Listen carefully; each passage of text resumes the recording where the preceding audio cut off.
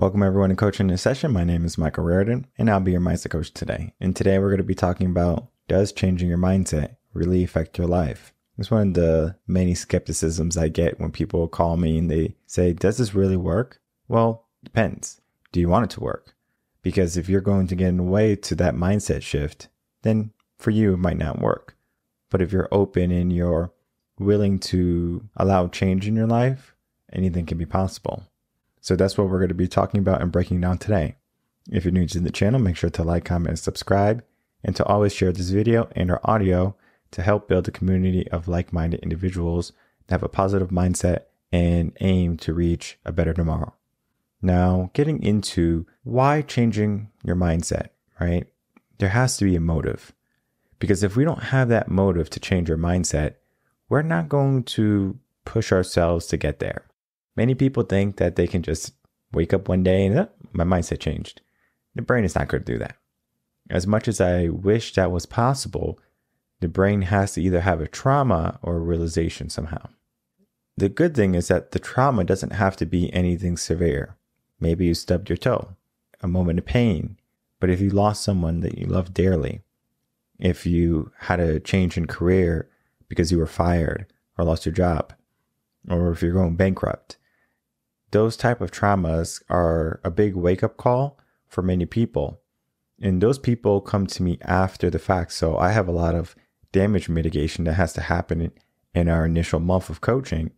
And then we can get into the nitty-gritty. Because my first goal typically with these people is stop the bleeding. Now, the bleeding might be healing, but if we are in a position where things are not going away, we fix it, and then we make everything better. Now, this is not a Band-Aid. This is the first step to control our situation and then have the situation be resolved. So it's more to mindset than just saying, hey, I want to change. Hey, wouldn't it be nice if I did this year? There's more to that. We're going to get into the blog that is going to be talking about all about if changing your mindset can really change your life. So here we have the most recent blog. You go over to revenconcepts.com, head over to resources and then blog. And then you can see that changing your mindset affects your life is going to be the most recent blog that came out. As you know, last week we spoke about the difference between mindset of leaders and followers. But now we're getting into the realm of, well, do I even have to change my mindset? What is a mindset coach? And many people don't even realize what's really happening. Well, if we think about the state of the world, it's in chaos. And that's not me being optimistic. That's me saying, hey, this is the reality of where we are as a society, as a people. Many people are struggling, and it's only going to get worse this year. I wish I could say 2022 was going to be a better year than 2020, 2021, but it's not looking so. And this is me not being pessimistic. This is me being real with you. I would rather you be prepared than be unequipped to handle any situation that comes your way. So what type of mindset do we need in order to handle all the crap that's coming our way? Well, we're going to need a strong one, where we are going to need a mindset that's going to help us get to where we want to be. So changing that mindset is going to be the first step. And this blog is going to be talking about, number one, finding your why. I said it earlier. We need to understand why we change our mindset. Otherwise, it's kind of like we're just doing whatever and it doesn't really make a difference. Then after you figured out why you want to change your mindset, you have to figure out, well, what type of mindset do you want to change it to? There are many types of mindsets. You can have a work ethic mindset. You can have a relationship ethic mindset. Whatever type of mindset you're looking for, that's the mindset that you're going to be looking at and looking to develop. Now, I always recommend when we're going down the path of mindset, let's focus on one thing at a time. So even on my website, if we go to services, you'll see that there's life coaching, mindset coaching. It's just a synonymous term. Youth mentoring, career coaching, health and fitness coaching, and relationship coaching. Now, someone might come to me and they might say, I need help with my career and my kids and my health. And I tell them, okay, we can get going. Which one do you want to start with? And then they're like, well, can't we do them all at once? I was like, we can dabble in other areas. So the main area that we work on will affect the other areas, but we don't make that area the prime focus. And that is because our brain is kind of tricky, where if we focus on too many different things, similar to multitasking, we become less effective. So we're trying to be as effective as possible. So we make our mind look at one thing. So if we want to look at life coaching or personal development coaching or mindset coaching, we look at just that aspect. And then it affects every other area of your life. So it's like a cascading type of healing. When we start to change our mindset, we get into a different type of thinking. Now we're going to start to live in the moment, right? We want to live in the moment. We want to be free. And we want to understand that, well, life is more than just going to work 9 to 5, coming home, spending time with the family, and then doing it all again until 65. Life is more than that. So we have to figure out what that is for us and then how to get it. So let's dive into that. When you start to change your mindset, you're going to be trying to figure out, well, what's what, and it's going to be a messy situation in the beginning. You might actually feel that your life is becoming more crazy, more hectic than if you were doing the work to get everything resolved. I understand the concept of dirtying up a room to tidy one corner at a time. I did that when I was a kid.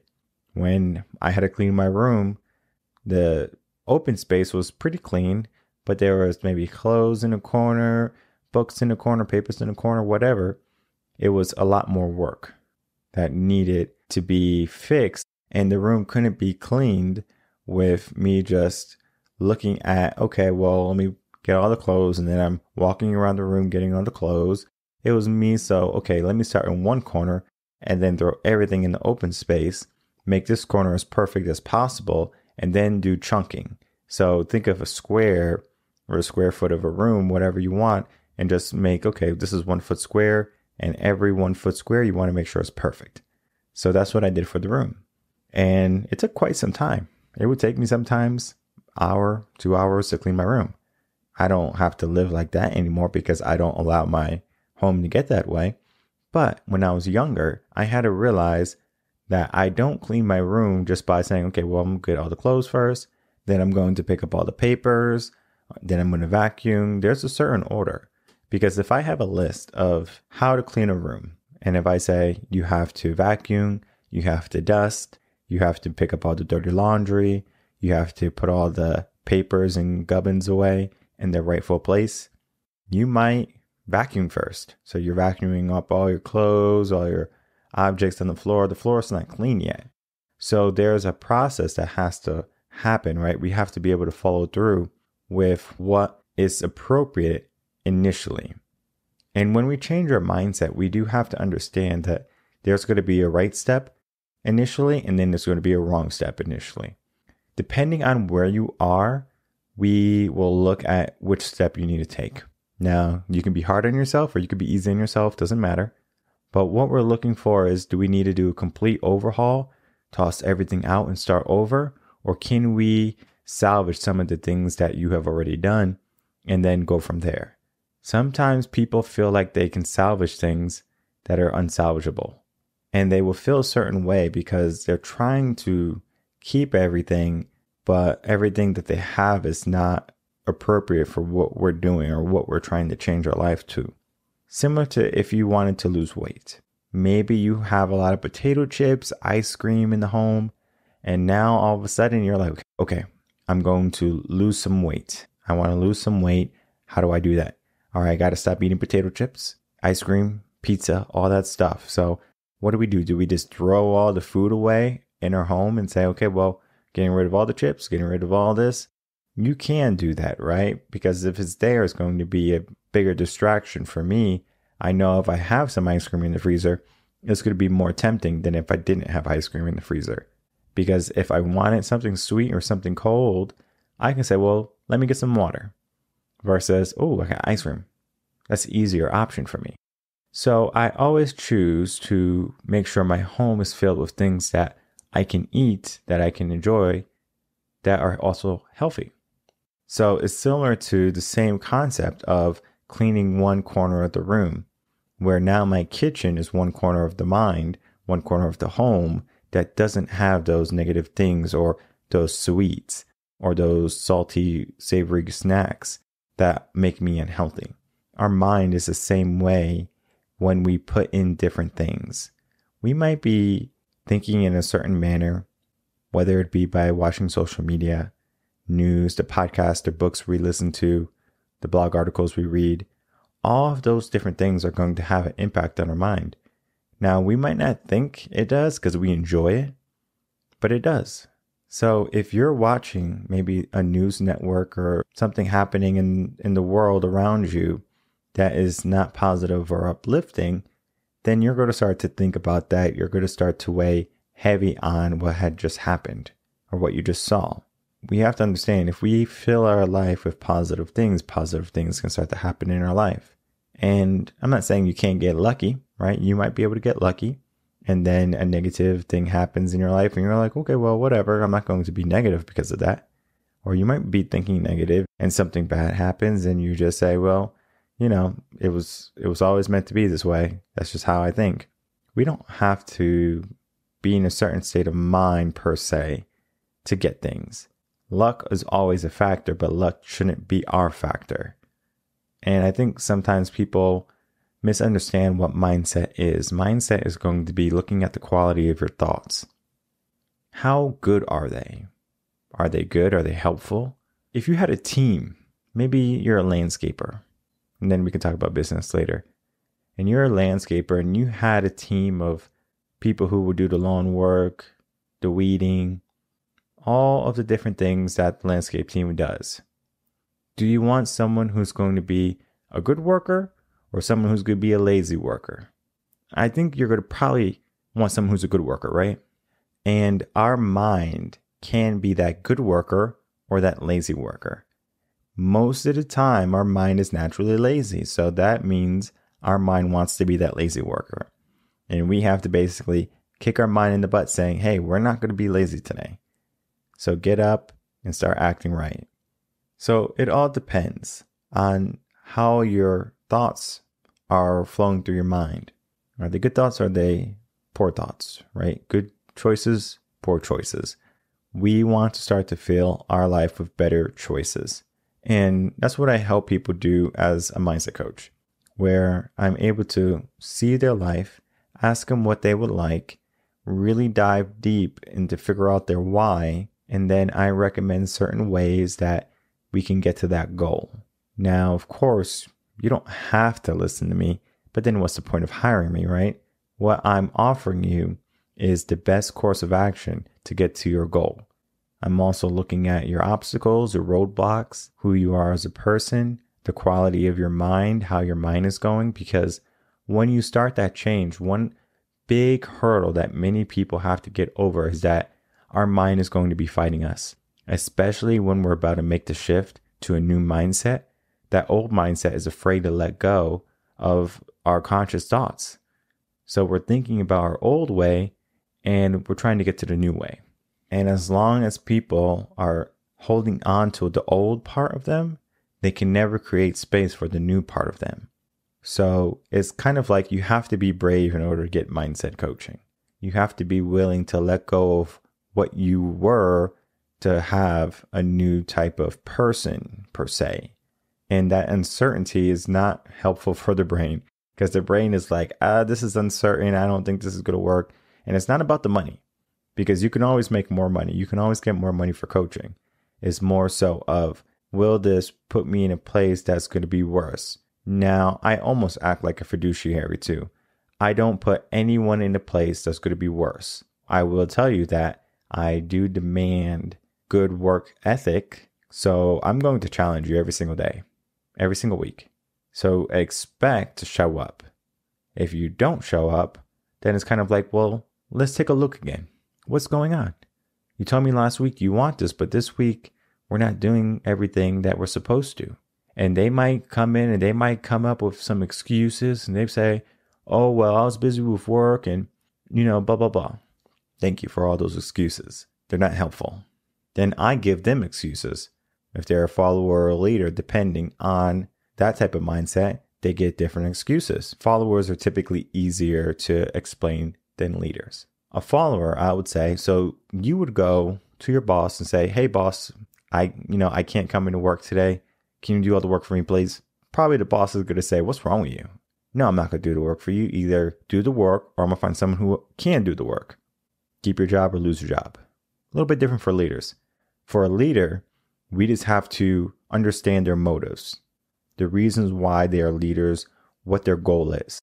So we have to look at their goal. Let's say their goal is to be number one ranking in their field, right? So we just look at their competitor and we just talk about the disparity. Well, your competitor just did this month. What's happening with us?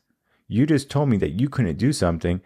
This is a huge margin gain that we could have had that didn't occur because you have an excuse. This excuse didn't make us any more money. This excuse is not going to help the company. This excuse is not going to help you get to number one. So do you really want to be number one or do you want to keep being number two? Let me know.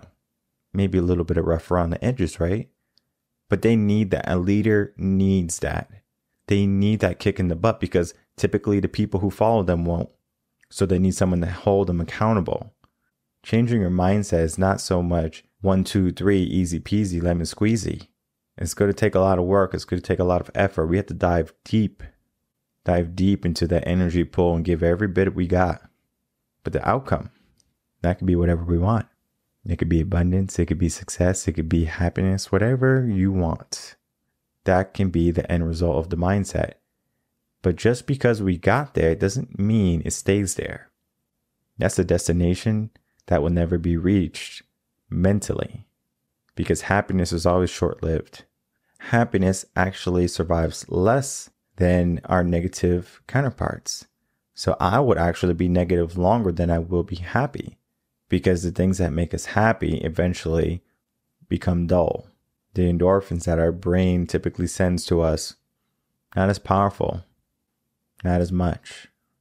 So we have to always be in the mindset of continually working toward something, toward creating something, toward being more, rather than just, well, I did this in my life, I got here, now it's time to relax. That's a death sentence. And like I said, the mindset that you want is going to be determined by you.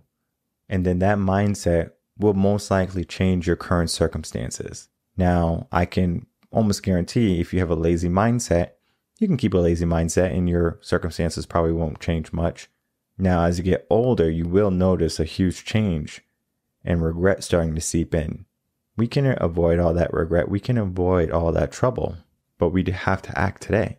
So yes, can changing our mindset change our life? Of course, but you have to be open and allow it. And this blog right here of changing your mindset and how it affects your life is going to give so many other examples that we didn't have an opportunity to talk about in today's episode. But I do encourage you to read the blog and then get a good understanding of, well, where is life? Where does life begin for me? Maybe it begins in the home. Maybe it begins at work. Maybe it begins just looking at yourself in the mirror and realizing this is not who you want to be. Your mindset, again, is determined by you. And you have to ask yourself at some point, are you happy with the road you're on? Maybe you don't like it. You can change that scenery. But this blog is going to be a great step for you to understand how to change your mind. And then, of course, figuring out if the mindset shift that you're in is affecting your life for the better or the worst. And again, I understand that changing your mindset is not going to be the easiest thing in the world. It's the same thing as losing weight. It is easy to gain weight, but when you want to lose the weight, that's where all the problems come. That's where the sweat and the pain and all the agony comes. And you're like, man, I'm so out of shape, but we have to get over that hump to get to health. And the same thing is true with our mind. We have to get over that hump of our mind and start to think and be more positive. Now, how do we do that? Like I said, you can do it by yourself. You can figure out what steps you have to take in order to get to a better mindset. But if you're a type of person who says you want to do something, you set yourself up to do something, you self-sabotage yourself, then you're probably going to need a coach. And that coach is going to help you along the way understand and evolve your mindset to the more appropriate one that you're looking for. I know for me, even my current mindset will eventually evolve. I understand that. And I'm going to have many different paths that I'm going to walk down. What do? Do I just say, well, I got to this place and everything is good? No, I understand the importance of maintenance. So I'm going to maintain as much as I can, as much as I have to. And then I'm also going to push and excel when I can. Some days you're not going to feel 100%, but you still have to show up and give 100%. Now, if you can give that 100% and a little bit extra, if you got some in the tank, why not? You're just going to be helping yourself out in the future. And I'm not saying give 110%, 120%. I don't believe in that. Give me 100% and we can make something out of it. Because many people are just out giving 40%, 50%. And that's not helpful. That doesn't get us to where we want to be at a rapid rate. People are going to be doing laps around us before we know it. So let's become more purposeful in how we think so our life can change for the better. My name is Michael Rearden. I'm a mindset coach here in Austin, Texas. If you have any questions, you can email me coachinginsession@gmail.com. If you want to work with me, head over to revenconcepts.com and you can either book a consultation or sign up for one of our affordable membership packages. I will see everyone on the next episode of Coaching in Session. Until then, everyone, take care.